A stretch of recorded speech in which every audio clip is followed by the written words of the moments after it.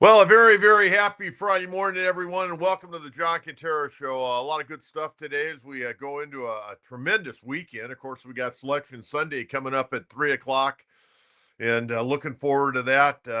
But before we get too far into the program, a couple of things. Number one, we got National Baseball writer Scott Miller coming up in just a few minutes. And he'd been over in Arizona. We'll get all the stats and stories from him. Looking forward to that. Always a wealth of knowledge. But I have to congratulate Stacey Terry Hudson and the Aztec women. That was an incredible performance the other night. I don't know how many of you tuned in. I know women's basketball isn't for everyone, but man, it was a San Diego team, and I dialed it up. And I met Stacey Terry Hudson many years ago. She's a lovely lady, and she had a very difficult time early in her tenure. And J.D. Wicker actually had to make a call here about 3 years ago whether or not to keep her on or let her go. And he decided, you know what? I think she's making progress. We're going to give her a little time, a little more time. And I tell you, the last 3 years they've been pretty good. This year they've won 25 games. They won the Mountain West Conference title the other night in thrilling fashion, 72-68 over Wyoming.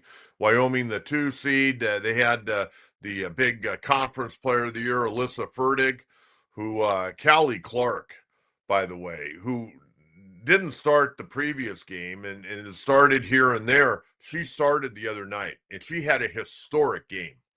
Historic game. Her numbers were just absolutely off the chart. 12 points, 17 rebounds, 6 steals, and 3 blocks, while guarding Alyssa Fertig, who ended up with 17, and she had 18 rebounds in the game, but she was only 6 of 15 shooting. And Wyoming trying to run their offense through her. There were so many great performances. Man, a tremendous game, triple overtime. And a young lady that played and started her career over at USD, Veronica Sheffy, put up 24 points and did a great job. Callie Clark, as I mentioned, really, I thought was the star of the game. Veronica Sheffy, though, hit some big shots down the stretch, and she was voted the tournament most valuable player. And a young lady, Naomi Panagabon from La Jolla Country Day, had 17, and they're 25-9. They win the Mountain West Conference title, and they're going to the dance for the first time since 2012. And they'll anxiously be awaiting that on Sunday, sitting in front of their television. And I'm sure they're all going to be together out there somewhere at San Diego State. Now, we got basketball tonight. UC San Diego has been one of the great stories the entire year of college basketball. They enter play tonight at 28-4. They won 18-2, won the Big West regular season title.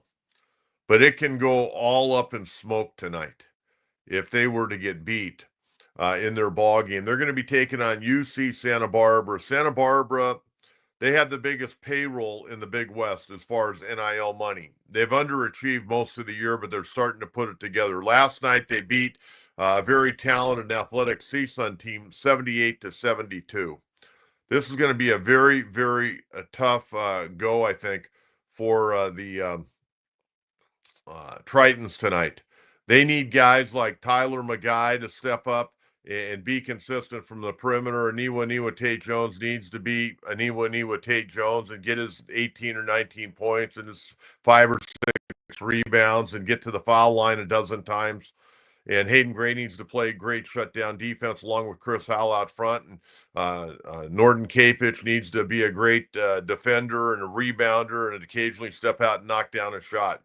They should beat this team. They've beaten them twice. They beat them up in Santa Barbara early in the year, back on December 5th, 84-76. And then they beat them at Lion Tree Arena on January 23rd, 77-63. Eric Olin, his name's being kicked around right now. I will tell you this, a couple of things. Number one, that schools that are looking for new basketball coaches, they may be interested in Eric Olin. I'm not sure Eric Olin would be interested in them. And I know things can change as more and more teams get eliminated from the tournament. There are going to be coaching changes. But I can tell you this, and this is from talking to Eric Olin quite a bit. He wants to stay at UC San Diego. He does not want to leave. And I know there was a big article today by Mark Ziegler in the Union Tribune with the headline, Best Coach in the Country. That's what Earl Edwards, the athletic director at UC San Diego, has said repeatedly about Eric Olin. He has seen Eric Olin go from being an assistant coach to a head coach at Division II, now to be a head coach in Division I, and now he's a two-time Big West Coach of the Year back-to-back years. Last year, they had a heck of a run, 21 wins this year. They got 28 and counting.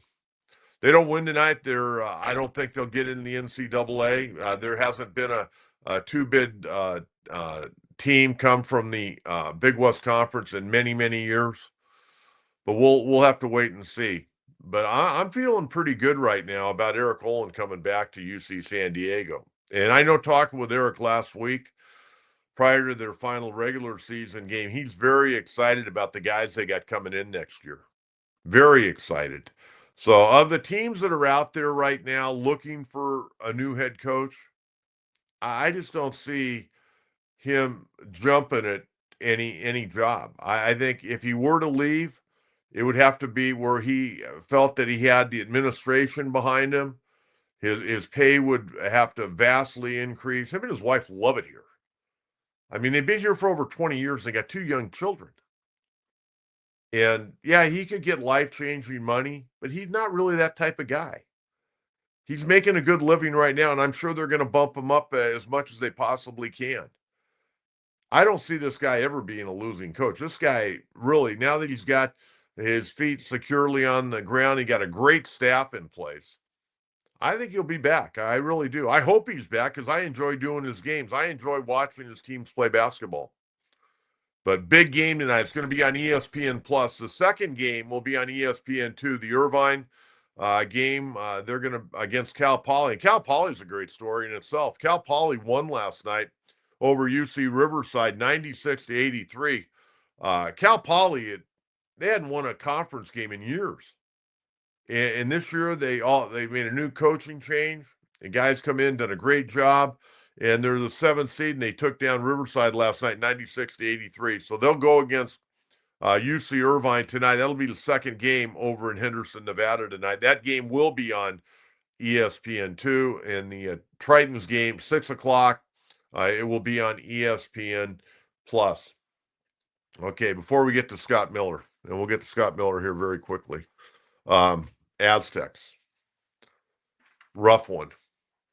Now, I'm going to tell you this. They played their tail off yesterday. Guys like B.J. Davis and Miles Bird, they had awful games offensively. But, man, I'll tell you what, those dudes used up so much energy on the defensive side. B.J. Davis played as good a defensive game as I think a basketball player can play. I thought he was outstanding. But he couldn't shoot a pea in the ocean. Neither could Miles Bird. Aztecs get beat by Boise State 62-52. They're better than Boise State. They didn't show up yesterday. It's unfortunate. Really, and I said this yesterday. I was on 760. I'm going to be on 760 every Thursday at 1:30 with the Fletch Zone. Ben Fletcher and Sammy Long, two good guys. They've asked me to be on their show each and every week. I know next week we're going to do it on Tuesday at 1:30 because they've got basketball next Thursday at 1:30. But you know, you can tune in. You want to hear my thoughts on the Padres and whatever every Thursday, a week starting a week from next Thursday on 760 a.m. The Fletch Zone. Aztecs played hard. They just couldn't rebound. They got killed on the boards yesterday. They got killed on the boards, the offensive boards especially. Boise State did not shoot well. Boise State in the game yesterday shot 33.9%. They were 11 of 40 on threes. They got to the foul line 17 times and were 13 of 17. But at the end of the day, Aztecs led at halftime 33-28. Broncos outscored the Aztecs 34-19 in the second half. And the rebounding edge was ridiculous. And I'm going to tell you this right now. Rebounding comes down to will and blocking out and fundamentals, and they didn't do any of it yesterday. I mean, to be a good rebounder, you got to want to go get that basketball. And they didn't do a good job of that. Boise State did a great job of it. Boise yesterday out-rebounded the Aztecs 40-28, but they had 13 offensive rebounds. They just were tenacious on the glass.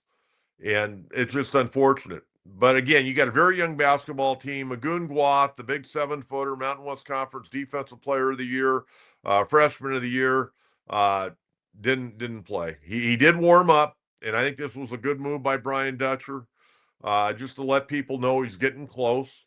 But he warmed up but did not play, and the NCAA committee will take that into consideration. But the Aztecs are out. I had the Aztecs out before they even played yesterday. They had to do more. And yesterday was not a good performance.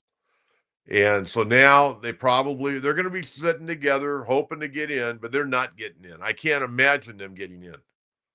There's other teams in front of them right now in the Mountain West Conference that will get in. So they're probably headed to the NIT if they want to accept an NIT bid. And with a young basketball team, I would accept the bid. You don't want to rob young players an opportunity of any type of postseason play. You hope it can set you up for next year, going into the off season on a high. You go in there and you win a few games, maybe end up winning the tournament. You never know. But a lot of teams have gone to the NIT, kind of push themselves ahead for next year, get a little more training in, and then next year they're very successful. And the Aztecs are going to be good. They're a good basketball team now. They're just a little inexperienced. They'll get Reese Waters back. Hopefully they're able to keep this entire roster together. So, we'll take your comments on that. We're going to get to comments a little bit later on. We got Coach's Corner, and then we'll take your comments as well, people live in the chat. But right now, we're going to talk some Major League Baseball, and I'm getting really, really excited. I've watched so much spring training, I'm over it. I want to get to the real season. I want to win and lose with my ball club, the Padres. But joining us right now, our great buddy, national baseball writer, one of the best guys you'll ever meet, back from spring training, and I know that puts a smile on his face. Scott Miller joins us here on the John Quintero Show. And Scotty, welcome. And you went to spring training, and I guess I just asked you right off the bat, what were the experiences like over there? Yeah, it was good. I was over there, for a week. And first off, unlike this, I'll grant we need rain. The storms are kind of fun that we had yesterday.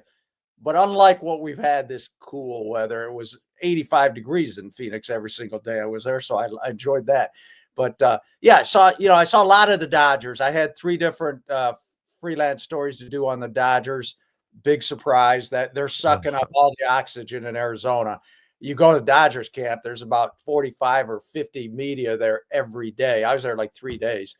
And then around the rest of the valley, the other 14 teams in the Cactus League, there's a smattering of media here, smattering of media there, but no question the Dodgers suck in all the oxygen, take all the spotlight, at least until they broke camp the other day and went to Tokyo. But spent some time with them, some Padres, Mariners, Cubs, the Athletics of Sacramento. I wanted to visit them. I hadn't seen them in a couple of years, and visit our old friend. I know you like him, Mark Kotsay, manager of the A's.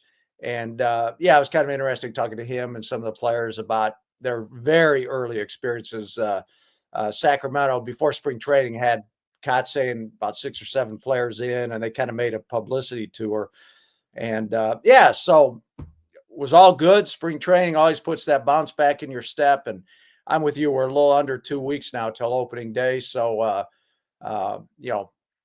we're about to have baseball every single day again, which is awesome. Well, a couple of things. Number one, I'll start with the Dodgers because they're going to be playing Tuesday morning at 3:10 a.m. against the Cubs. I thought a couple of things.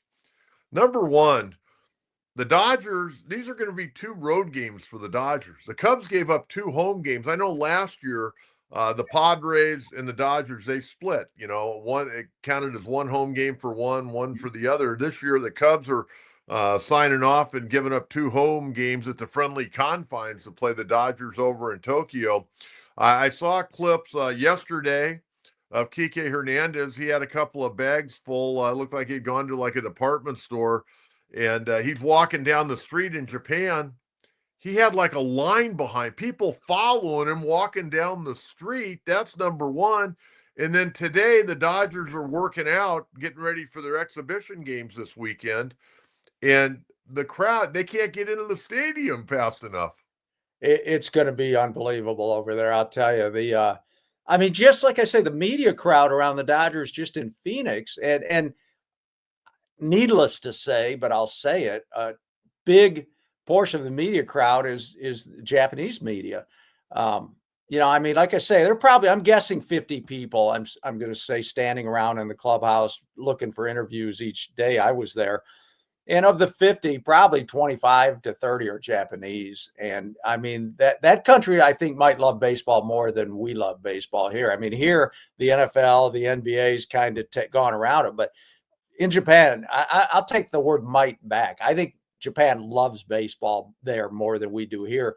And when you send the Dodgers and Cubs over with Ohtani, I mean, that opening day matchup with Imanaga of the Cubs going against Yamamoto of the Dodgers, Roki Sasaki, I'm guessing he's going to pitch the second game of the season. I think the Dodgers have seen this spring what they hope to see out of him enough that they will start him in the second game. I haven't seen that official yet, but I'm guessing they will. I mean, I wasn't old enough to remember like when the Beatles came over to America or the whole Beatlemania thing, but I've seen it compared to that. And, I mean, I told you I had like some freelance stuff to do on the Dodgers. One was a cover story on Shohei Ohtani for Newsweek Japan. And they've reached out over the last 3 or 4 years. They've had me do a few things, but they contacted me back in December wanting to know if I could do this story. And not surprisingly, they timed it. The Newsweek Japan cover story is for the issue that is on the stands next week, the week the Dodgers and Cubs open. And I mean, people in Japan, I think, have been, ever since this was announced that the Cubs Dodgers were going to be there, this has been on people's minds. Yeah, it's going to be something. I don't know if one of those games I'll probably get up for. I don't think I can do 2, 3, That's 10 a a.m. lot. Yeah, 2 in a row. Let me also clarify, Coach, just in case you're wondering, the cover story I did for Newsweek Japan on Ohtani, I write it in English and they translate it. I don't know Japanese yet. I was not writing it in Japanese. Yeah, I didn't think so. Let me ask you this about the Athletics. Yeah. How are they going to actually be called? I saw early on when they were putting up standings, they had Sacramento. Then I've seen Athletics. You mentioned the Athletics of Sacramento. How are they going to officially be called? It'll be interesting. Officially, they are simply the Athletics. There are a few people in Sacramento a little bent out of shape that baseball is not using the Sacramento name, but they were the Oakland Athletics. And I'm sure it has to do with branding, the rebranding them of the Las Vegas Athletics. These 3 years they'll be playing in Sacramento, they're just the Athletics. Now, from that standpoint, it'd be interesting to see like what Associated Press and some of these places do. I mean, as you saw, the Associated Press got in trouble with our current administration because the Associated Press deals in facts, and they're calling it the Gulf of Mexico. They didn't switch to Gulf of America, and as a result, they got booted out of the White House press briefing room. So I assume the Associated Press will just call them the Athletics, like baseball is requesting everybody do. But it'll be interesting to see. I do know this. It was cute the day this all got announced, like a year ago or whatever. My daughter Gretchen lives up in Sacramento, and at the end of that day, she texted me. She said, "Hey, Dad, is this right? Or is there going to be a Major League Baseball team? The A's are coming to Sacramento?" And I said, "Yeah, you got Major League Baseball for 3 years on an interim basis." Her next text was, "What are they going to be called?" And I explained what I just said. They're the Athletics. They're not going to be called anything, going from Oakland to. She texted back, "Well, I'll be calling them the Sacramento Athletics." Well, everybody's going to Yeah. take it the way they want. It'll be interesting to see how that all works. And I know they've redone the stadium up there and tried to make it a little bit better. But, Kotze has weathered the storm up there. I'm glad he was rewarded with a new Me too. long-term contract. He is such a good guy. He is, and a good manager. I mean, that was a tough situation last year. I mean, they were lame ducks all year in Oakland, and the owner did everything he could to burn every bridge in Oakland, and there was a lot of bitterness and a lot of acrimony, and that team was in a no-win situation. And even during interviews, they had to watch it because I mean, the team, the team appreciates the fans that are out there, the fans that are coming out. They understand. They love the team itself, but they didn't like the owner. And there was just a lot of negativity and acrimony all year. And they were a little better last year than they were the year before. They showed some signs of life. They went on a winning streak earlier in the year. I mean, I'm not saying they were ready to contend for the playoffs last year, but they improved incrementally from the year before. And so on the field, they were a better product. Off the field, there was so much acrimony, and Kotsay held it all together. And I'm glad he's weathered that storm, and he is a good guy, and I wish good things for him. Let's talk about our Padres. You get an opportunity to swing by Peoria? I did. And, I mean, I know there are a lot of, it seems like locally, I don't know about you, but like people just anecdotally, people in my neighborhood, people in my friends group up here where I live, just because they didn't sign Manny Machado or make a big giant blockbuster trade for Dylan Cease, or because admittedly it was a quiet winter. But man, there seemed to be a lot of people down on the Padres, like, I'm not excited about this year. They're going to be better, I think, than people think. And I said that last year. Last year, people were like, well, they traded Juan Soto. I'm like, sometimes there's addition by subtraction.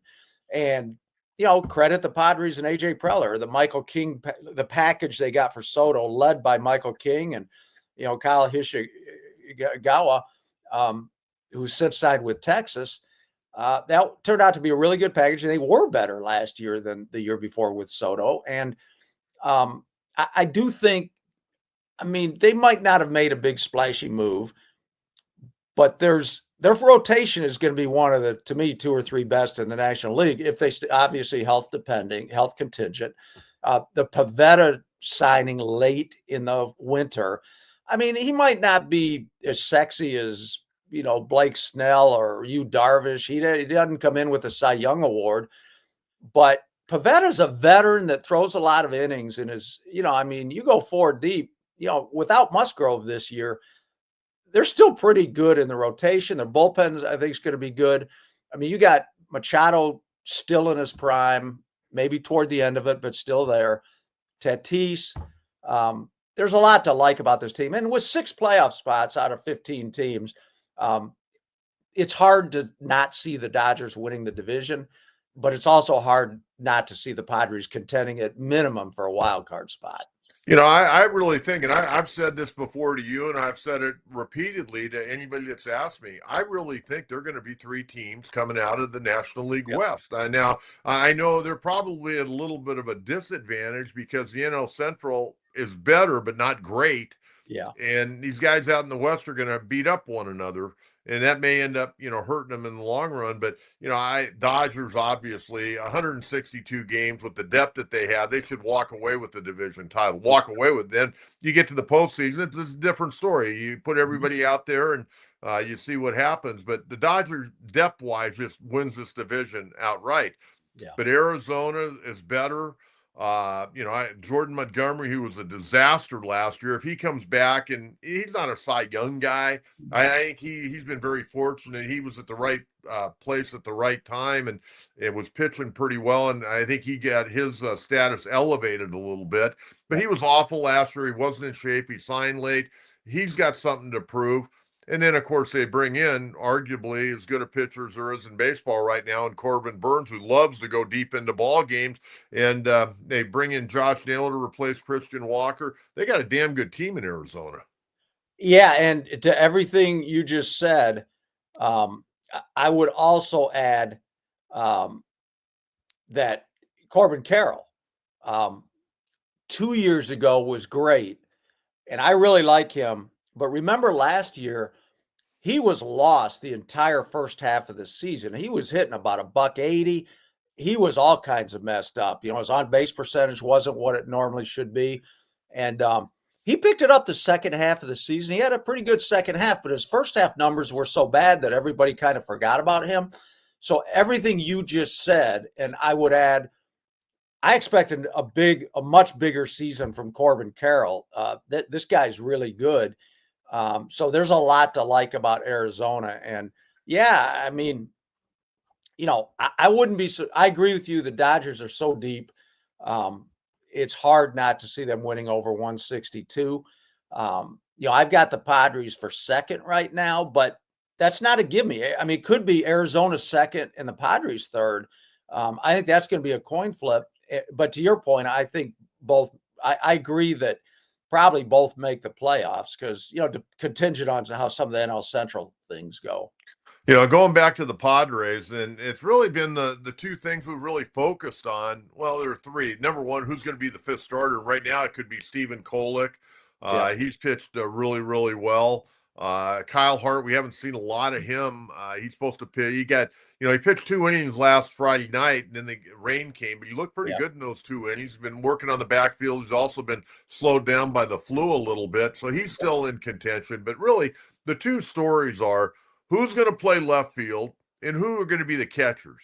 And I can tell you, there's been some great competition in left field. I mean, you got about 5 guys out there that have had really, really good springs.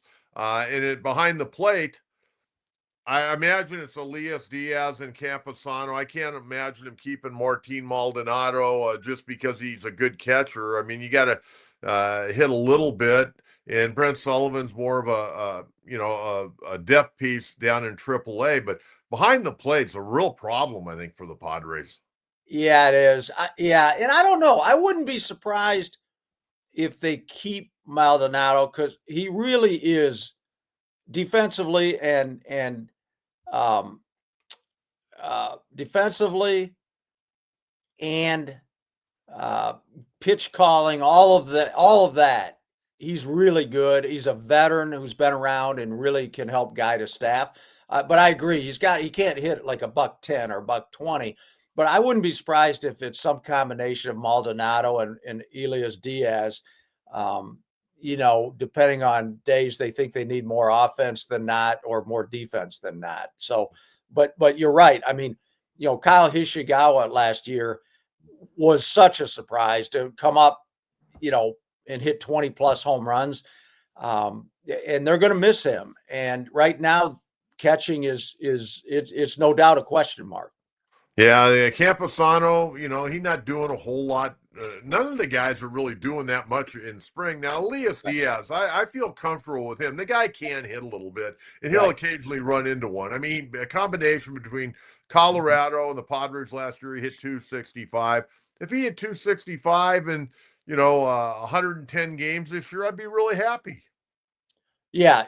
You would take that in a heartbeat. I think no question. But yeah, I mean, Campusano, he's been such a enigma. I mean, he was a hot young thing, and then you heard, initially AJ Preller loved him, and back when Bob Melvin was managing, Melvin didn't like him, and I think there's some conflict there. And then you hear some of the pitchers didn't want to throw to Campusano, and then the next year he was, he seemed to lock in and make an effort to connect with the pitchers, but he's never become anything close to what the Padres thought he would become. And, he can maybe still resurrect himself, but, it's amazing how quiet things have gotten around Campusano. And that's why I think, to me, Diaz and Maldonado are going to be the combination, but you might be right. Like you said, I mean, I don't think if Maldonado is going to hit $110, $120, they're certainly going to stay with him for very long. Well, he hit 119 last year in his opportunities with the White Sox and got DFA'd at the end of the year. Let's talk about left field, man. Gavin Sheets looks like Roy Hobbs out there lately. He got off to an awful start, was hitting 133. All of a sudden, he's homered 5 times in the last 4 games he's played. Yeah, and a couple things there. One is as well as anybody, Coach. Sometimes the spring training numbers lie. Arizona, the dry air, the ball travels. Sometimes those spring training superstars come right down to earth in the regular season. But that said, Sheets has been around. I like that his pedigree, that his dad played in the majors, Larry. You always kind of, to me, give those guys a little bit of the benefit of the doubt because they've been around the game forever, and they can make adjustments and they're mature in certain ways that maybe others aren't around the team and the game. So it'll be interesting to see if he can carry that into the regular season. No doubt about it. I know coming into spring training, a lot of talk was probably a platoon between Jason Hayward and Connor Joe.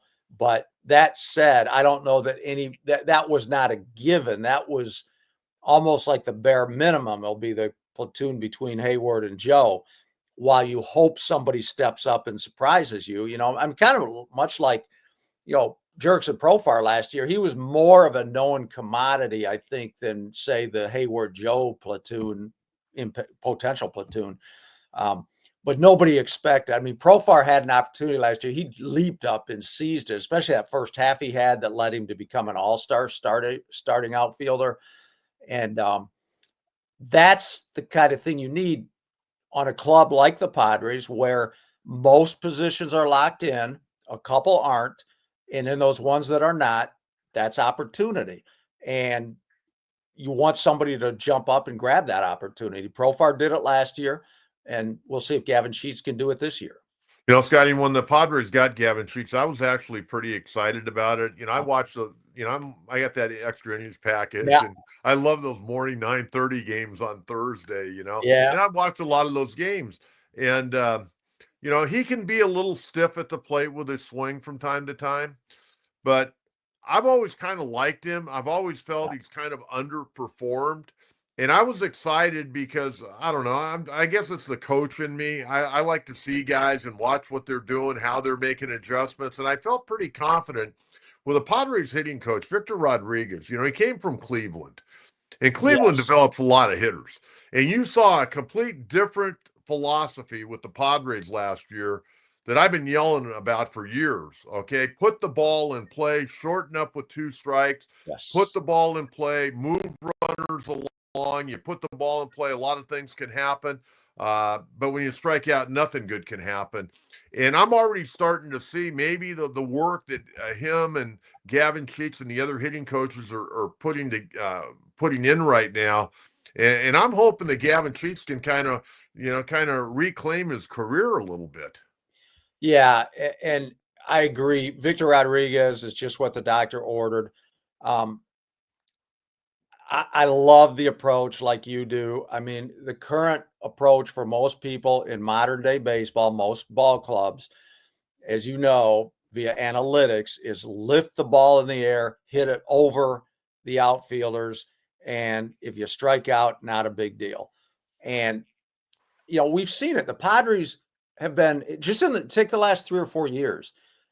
In the years their on base percentage has been up, they're a much better team than when the on base percentage is low and the strikeouts are high. And you put the ball in play, which is what they've done, and it makes a world of difference. Also in Petco Park, especially early in the year when the marine layer comes in and knocks fly balls down. I don't know. Baseball's gone to kind of this cookie cutter approach where every organization wants the ball launched in the air, but it's still a unique game in many different areas. But just break it down to one, what I just mentioned about the marine layer in Petco Park. Every ballpark is different in terms of the dimensions, in terms of the weather patterns coming in. And in San Diego, early in the year is not conducive to hitting, especially not power. So the more you just work on contact and putting the ball in play and forget the all or nothing approach, just home run or nothing, to me, it's a no-brainer. You're going to have more success. And that's what Victor Rodriguez brought last year. I love it. The 2-strike approach you're talking about.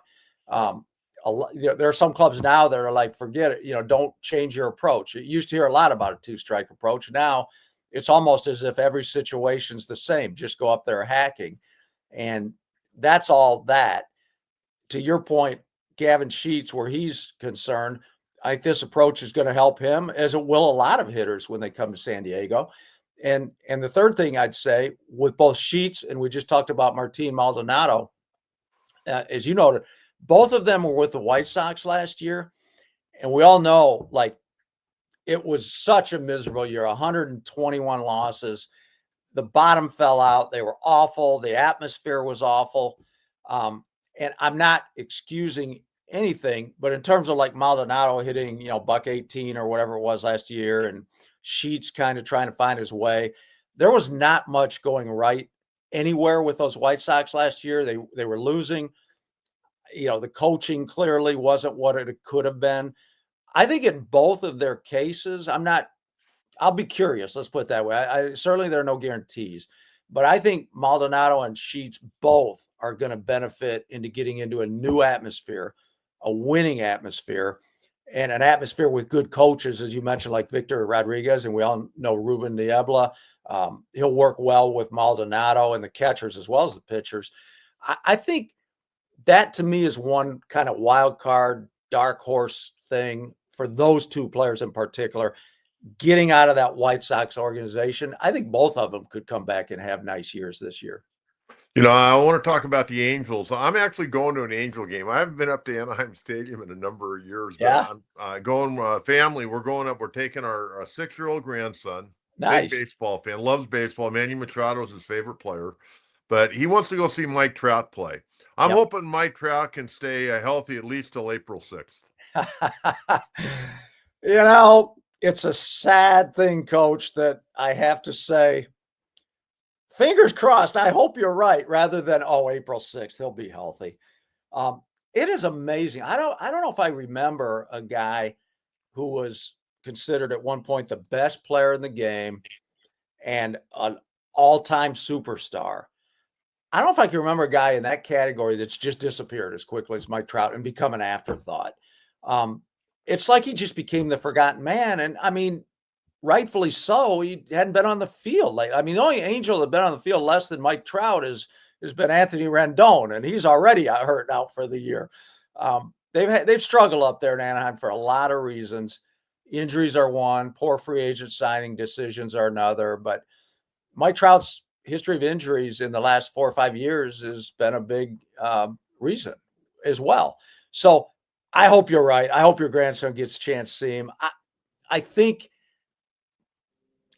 it's hard to say Trout's going to come back and have a bang-up year. I do think the injuries have taken the toll on the body. It'll be interesting. Obviously, he's moving to right field this year, kind of following the path Torrey Hunter did in Anaheim when Mike Trout replaced him in center field.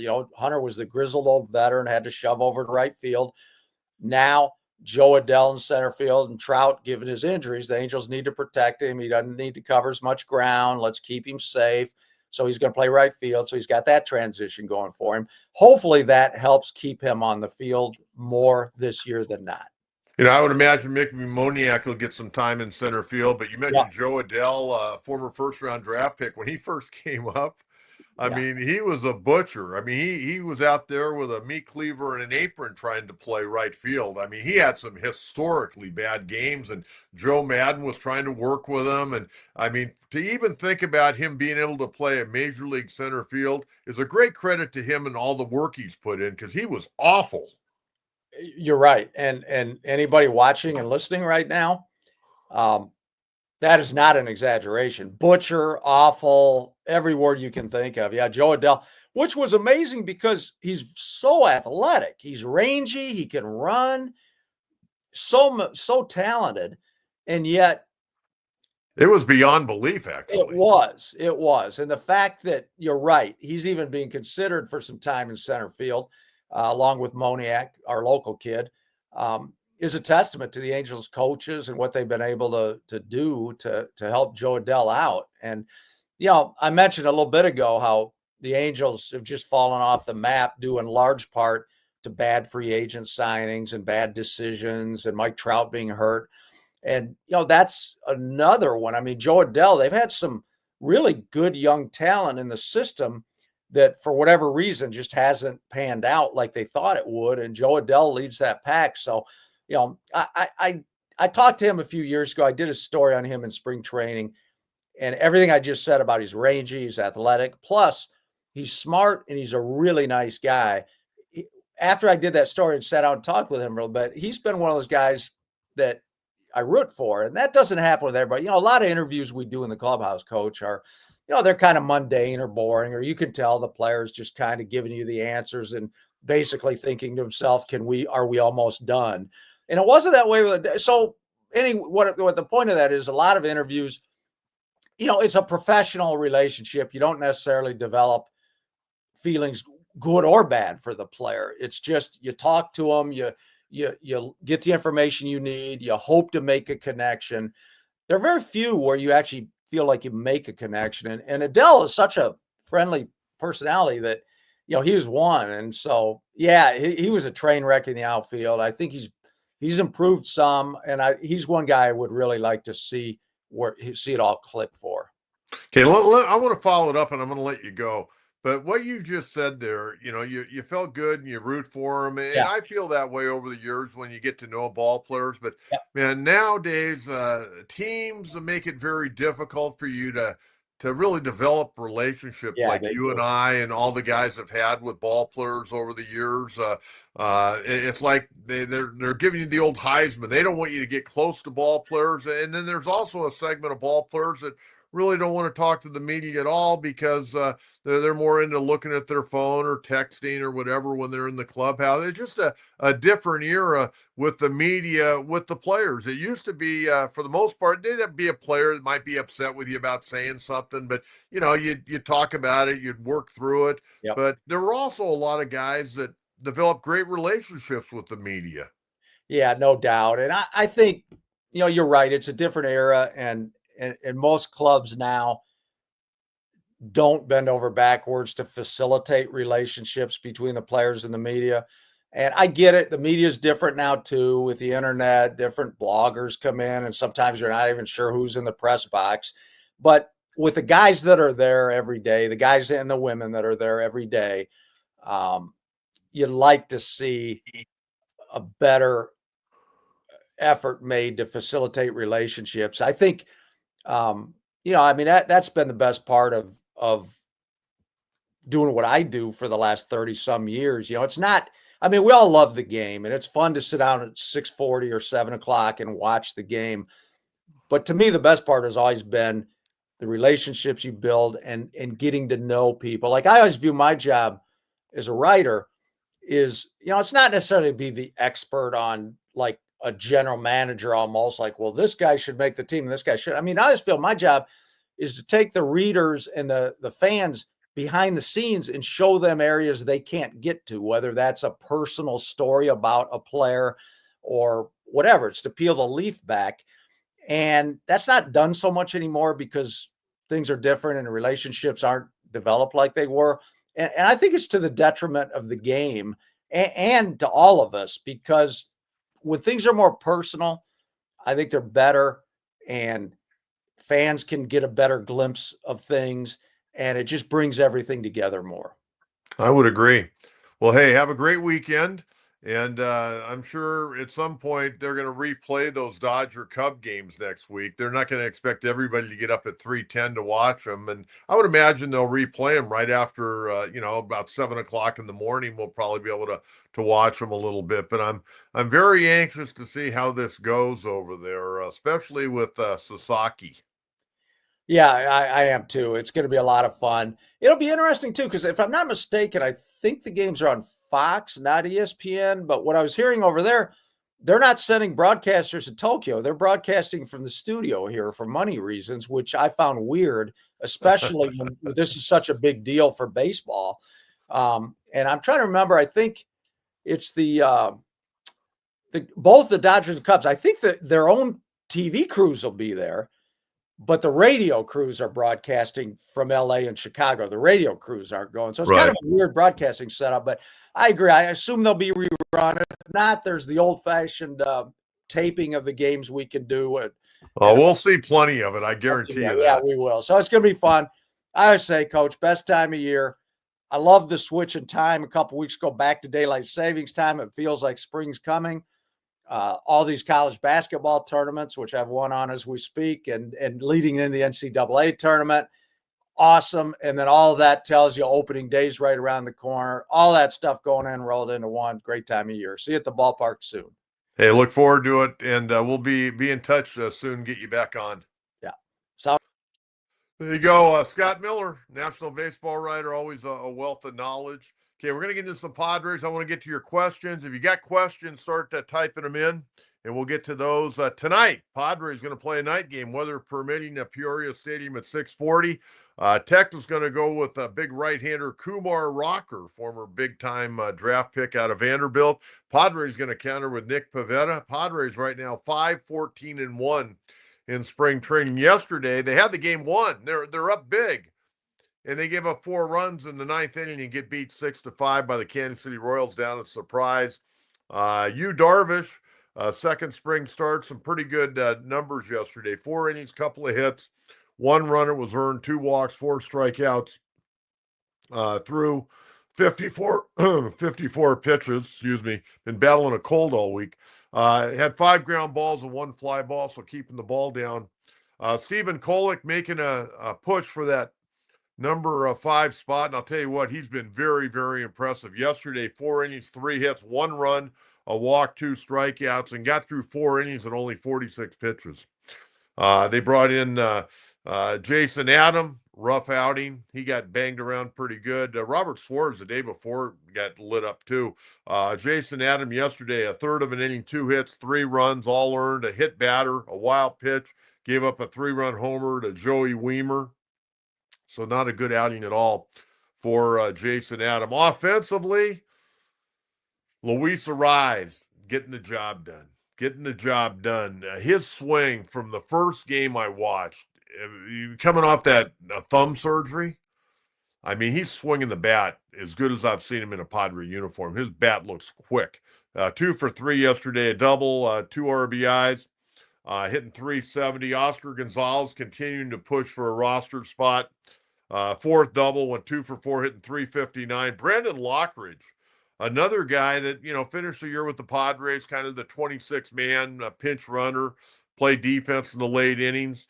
1 for 2 yesterday. His 5th stolen base, also got caught once, and Mason McCoy hit a home run yesterday. But Darvish, I thought, looked really good yesterday. I thought he threw the ball exceptionally well.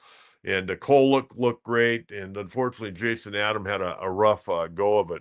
I wanted to mention Gavin Sheets, and we talked with Scott Miller about Gavin Sheets a little bit. Gavin Sheets started the spring 2 for 15, and those 2 hits were in the very first game, and then he went 0 for 13. Since then, he's gone 8 for 22 with 5 homers and 9 RBIs. How about this? Hitting 270. 2 doubles, 5 homers, 11 RBIs, and an OPS of 119 right now. He's going to be on this team. He may end up being the designated hitter, play left field a little bit. I talked about Jake Cronenworth on our last program. I think Cronenworth's got to sit against most left-handed pitching. Hit 203 last year with 1 homer. In an on-base percentage down in the 250s. You gotta get Iglesias in there. Iglesias swinging the bat okay. He's only got a few at bats, but he had a 2-hit game the other day. Looked pretty good. Went 0 for yesterday, but the guy can play defense. You're not giving up anything at all with Jose Iglesias in. But that left field spot, I can tell you right now, you got Sheets, Jason Hayward. I don't know if Jason Hayward's going to make this team.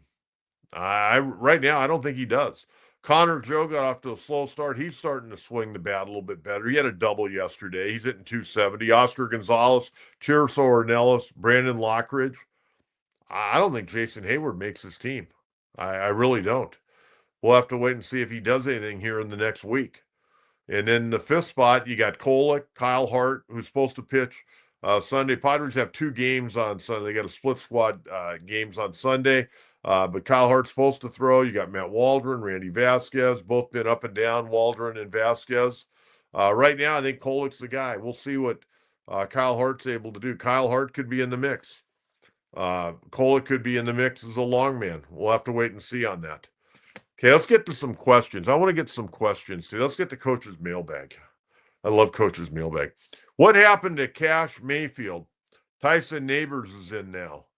I haven't really followed Jennifer. I haven't really followed Cash Mayfield. What I'll do though is I'll do a little investigation over the weekend. He's probably down in the minor league camp. A lot of those guys are minor league camp opened last weekend. A lot of those guys now are working out over in minor league camp. But I'll definitely take a look at that for you, Jennifer. Thank you very much. Very much appreciate that.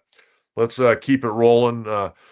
Fat Sal 619. Love Brad Sessman. He was in San Diego for a while here. A great dude. Yeah, back in the early 90s. In fact, Brad's last broadcast in San Diego was a basketball game, San Diego State against USC at the old LA Sports Arena. And he asked me to go up and call that game with him. Brad and I, pretty much got in the broadcast business at the same time. He ended up getting this very, very nice job at Qatar over in Arizona. And he was there a number of years and then started his own company. He was on TV over there for a while, but then he started 360 AZ and done very, very, very well with that. So now Brad's a great guy. And he's a very, very close personal family friend. But he played basketball at Escondido High School and then attended Palomar and went through that great radio TV program out there. All right, Pancho. A great show, Coach. I was wondering, do you collect sports cards? And would love to see your sports memorabilia collection one day in a video. Well, Pancho, I'll tell you what, I do collect cards, baseball cards, football cards. Haven't done it in many years. I did it as a kid growing up. I don't know how much my card collection's worth, but I've got over 52,000 baseball cards. Not sure how many basketball cards I have. And, as far as memorabilia, I've got a couple of John Wooden signed basketballs. I got a Bill Walton signed basketball, a Tony Gwynn signed bat. I've got some autographs, some great autographs. Willie Mays, Joe DiMaggio. I got all those in one day, actually. I could go on and on. Mickey Mantle. So I got Mickey Mantle, Willie Mays, Joe DiMaggio. Man, I could go on and on. Quite a few autographs I got at a golf tournament once. But I've got some pretty good sports memorabilia. Not to the liking of what people, go into business for, but love baseball cards. Baseball cards have gotten really expensive, though. Really expensive, but they put out a good product. There's no doubt about that. We'll try to maybe one of these days, if I ever get my office cleaned up, I would not even begin to shoot anything with my the way the office looks most of the time. But I got my Padre pennants up. I got a UCLA jersey that was given to me many years ago. A lot of trophies and stuff that my family has garnered as athletes. But I got a little bit of sports memorabilia. One of the things that I really prize, I've got an autographed baseball by Johnny Bench. My dad got it for me many, many years ago. But that's a good question. I like sports memorabilia. It's kind of cool stuff. All right, let's take a look. Jeff from SoCal. Coach, you need to have a day dedicated to us submitting names of local influential San Diego area coaches, like we did that day on radio, submitting San Diego area sports stars. Well, Jeff, I'll tell you what. One of these shows, we'll do that, and I want Jeff to make sure that he's on that day so you can kind of start it off with whatever coach you'd like to throw in there. And I'd be more than happy if I know about him. I'll definitely want to talk about him. But we've done that on radio. We've done that over the years where who's the greatest basketball coach in high school basketball, or who's your favorite professional athlete, or who's the professional athlete that you met. Everybody's got a story. Whether you're a waiter at a restaurant and a guy came in or a girl came in, it's always some great stories. And it makes for great participation. I'm all about the audience participating. That's what I'm all about. And Jeff, cool. I've got a big name ready to go. Well, you keep that under your hat. And you know what? Maybe next Friday. Maybe next Friday we'll do that. I'll throw that out there on Monday's show, and we'll tease it a little bit as the week goes on. And we'll do that next Friday. That'll be kind of a fun thing to do to end a week. And again, we got Padre baseball coming up. I'm so excited with the Padres coming up. I can't see straight. I'm kind of tired of watching these webcasts. Is Orsillo and Mud Grant, are they doing games?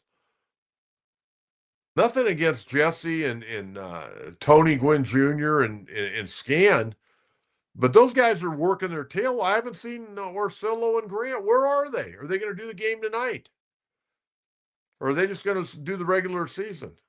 I don't know. I haven't seen Mud. I know Mud is still in town or was in town. I don't know. Scan's been out there in spring training grinding like he always does. Jesse Agler, Tony Gwynn Jr., they've been grinding. I know Tony came home, I think, to watch his daughter play a little soccer. Might as well do that. She committed to Grand Canyon University. Great soccer player. And those guys are great guys. But where's Orsillo and Grant? They're getting an extended vacation, it sounds like. But nonetheless, okay, we got soccer. We got soccer tomorrow night. And Tom Penn, the CEO of the SDFC, came out yesterday. You guys got to be nice. They're adding security. They don't want any more chants. No homophobic chants about the goalie, visiting goalie. Okay, no chance. They're going to remove you. They're going to put everything up on the scoreboard, what you can do and you can't do.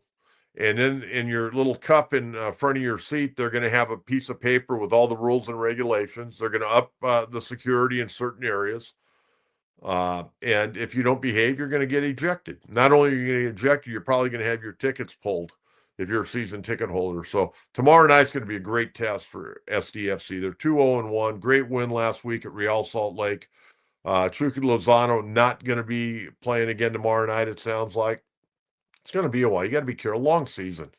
But the Columbus Crew's coming in. It's going to be a really, really good test, I think, for SDFC. Place will be packed, and hopefully the weather clears. It's supposed to be pretty good on Saturday. We'll see. But I want to thank everyone for tuning in. Hope you enjoy the show. And please pass the word. We're trying to grow in subscribers. And we want to get this thing rolling. We want every Padre fan known to mankind to tune into this program. And we want everybody to participate. So we'd really appreciate it if you'd subscribe, like. Remember, you can follow me on 3 platforms now. You can follow me on YouTube, John Quintero Show, San Diego Sports Talk. You can follow me on X at Coach Quintero 44, and of course on Facebook at John Quintero. I want to wish everyone a very happy weekend. Monday, we're going to know whether or not the Aztecs get in. We're going to know where the Aztec women are headed, and we're hoping UC San Diego can win the Big West tournament title and get a spot in the big dance. So we'll recap all that on Monday, but have a safe, happy, and dry weekend. Talk to you again Monday morning at 10 a.m. Bye-bye.